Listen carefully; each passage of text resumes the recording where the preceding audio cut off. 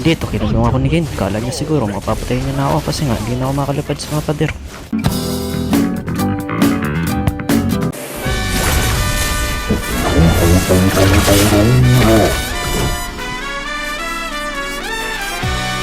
Dito nga, nagtuturtle na kami.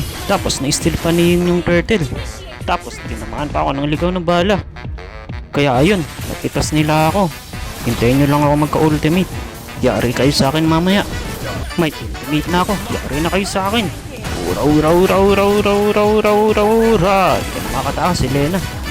Dito tinignan ko kung maunahan ko yung kas ng ultimate ngayon. Kaya lang hindi. Sayang ang ultimate ko.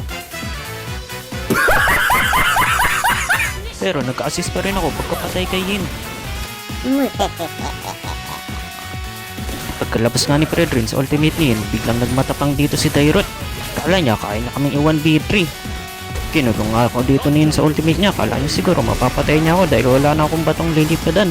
Kanina pa ako tinatarget nito. Diyan ka nagkakamali, di mo ako mapapatay. Tapos pagkatapos ng ultimate niya, namatay siya. Tapos ang daming pang nag-aabang nakasama dito. Patayin na natin to. Ura ura ura ura ura ura ura.